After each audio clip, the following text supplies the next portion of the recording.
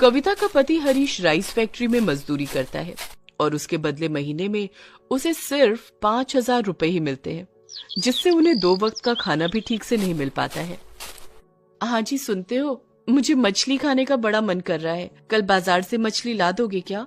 मछली की कीमत जानती भी हो, सोने की बराबरी कर रही है मछली। क्या जी, आपको तो पता है कि मुझे मछली खाना कितना पसंद है। दाल चावल और नमक चावल खा खा कर मैं पक गई हूँ। पक गई हो तो खुद पैसा कमाओ और खुद खरीद कर खाओ। हाँ, पैसे कमाने के लिए बाहर जाना पड़ेगा। आप तो मुझे घर के बाहर निकलने ही नहीं देते हो। हमारी घर की बहुएं घर से बाहर नहीं जाती हैं। घर के बाहर नहीं जाऊंगी तो कमाऊंगी कैसे? सिर्फ बड़ी बड़ी बातें करते रहते हो। मछली खरीदने की औकात तो है नहीं। ऐसे ही दोनों पति पत्नी के बीच झगड़ा शुरू हो गया। आजकल दोनों के बीच झगड़ा बहुत बढ़ गया है। गरीबी इंसान से सुख शांति और इंसानियत तीनों चूस लेती है। ये बात तो कविता और हरीश को अच्छे से पता चल रही थी। इतने में ठंड का मौसम आ भी गया। गर्मी उसे अच्छी लगती है जिसके पास एसी हो, और सर्दी उसे अच्छी लगती है जिसके पास गर्म कपड़े और रजाई हो। कविता और हरीश के पास तो कुछ भी नहीं था। गर्मी में फिर भी पेड़ के नीचे बैठकर थोड़ी शांति मिल जाती थी, लेकिन सर्दी का क्या? घर में एक ही रजाई थी जो कविता की बूढ़ी सास कुंती इस्तेमाल करती थी। बेचारी कविता ठंड में कांपती रहती थी।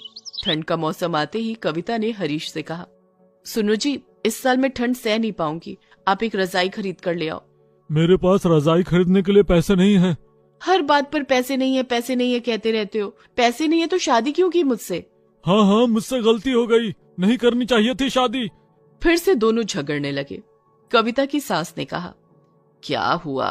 फिर से दोनों की लड़ाई शुरू क्यों हो गई? जब देखो लड़ते रहते हो। जुबान दुखती नहीं है क्या? दुखती है माँ जी, लेकिन क्या करें, जिंदगी खराब हो गई है शादी के बाद। कहाँ सोचा था कि मैं रानी बनकर रहूंगी, यहाँ तो मैं नौकरानी बन गई। रानी बनने का इतना ही शौक था तो किसी राजा से शादी क्यों नहीं की? अरे चुप रहो तुम दोनों, बस झगड़ने से सब कुछ सही हो जाएगा क्या? पैसे कमाने के लिए मेहनत करनी पड़ेगी। मेहनत तो मैं करता हूँ माँ, लेकिन मुझे सिर्फ 5,000 रुपए ही मिलते हैं। उसमें मैं घर कैसे चलाऊं? बेटा, मेहनत तो गधा भी करता है, लेकिन गधे को घोड़ा बनते हुए देखा है क्या कभी? पैसे कमाने के लिए दिमाग का इस्तेमाल करना पड़ेगा। तेरे बाप ने बहुत पैसे कमाए थे। अच्छा, वो पैसे गए कहाँ? क्या बताऊं बहू, तुझे तो पता ही है कि हमारा गांव नदी के पास है। हर 2 साल में बाढ़ आती है। हरीश के बाप ने बहुत सारा पैसा घर में ही रख दिया था और बाढ़ से पूरा घर बह गया। पैसे भी पानी में बह गए। आज अगर वो पैसे होते तो हमें इतना सहना नहीं पड़ता। बाढ़ की वजह से घर के साथ साथ नसीब भी पानी में बह गया, इसीलिए आज मुझे ठंड में कांपते हुए सोना पड़ता है। नसीब पर भरोसा रख बहू, देखना सब कुछ ठीक हो जाएगा।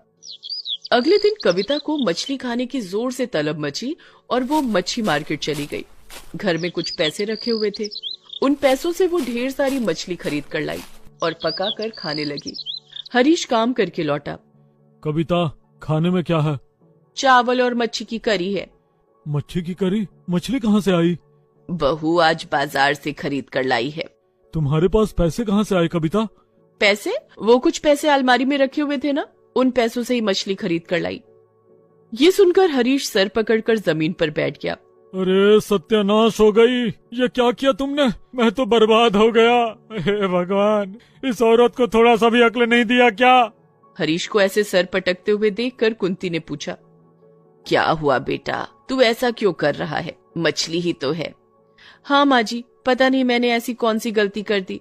गलती? तुमने बहुत बड़ी गलती कर दी है कविता, बहुत बड़ी। वो पैसा मैंने उधार लिया था। घर की हालत देखी है, टूट रहा है घर। घर ठीक करवाने के लिए मैंने पैसे उधार लिए थे। अब घर कैसे ठीक होगा? अब तो और ज्यादा ठंड लगेगी। वो मुझे कैसे पता होगा? आपने मुझे पहले क्यों नहीं बताया? मुझे मछली खाने का बहुत दिल हो रहा था, इसीलिए मछली खरीद कर ले आई। बहुत अच्छा किया। अब इस टूटे फूटे घर के अंदर मरो ठंड से। घर सच में जगह जगह से टूट चुका था और इसीलिए और भी ठंड अंदर आ रही थी।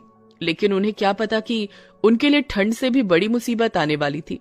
रात को कविता ठंड से तड़पने लगी। उसके हाथ पैर और दांत कांपने लगे। अरे बाप रे, कितनी ठंड है, मर गई। और हरीश कविता को ताना मारने लगा। और खाओ मछली, घर ठीक करने के पैसों से मछली खरीद कर लाई हो ना, अब भुगतना तो पड़ेगा ही। रात को अचानक से हवाएं चलने लगी और बिजली कड़कने लगी और अचानक से बारिश शुरू हो गई। घर के अंदर पानी घुसने लगा। अरे ये क्या हो रहा है?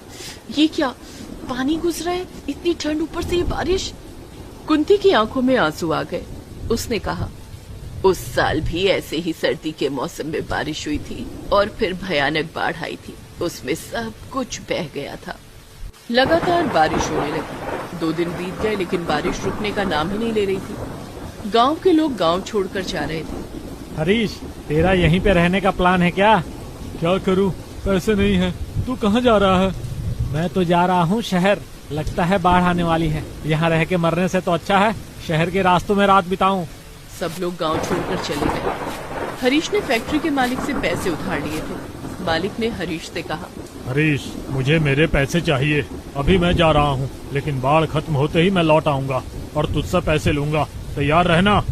हरीश के पास फूटी कौड़ी नहीं थी। वो कविता पर दोष डाल रहा था। तुम्हारी वजह से हमें यहीं रहना पड़ेगा और मरना पड़ेगा। तुमने वो पैसे खर्च नहीं किए होते तो हम भी भाग सकते थे। और कविता हरीश पर दोष डालने लगी। मुझे जो सही लगा मैंने किया।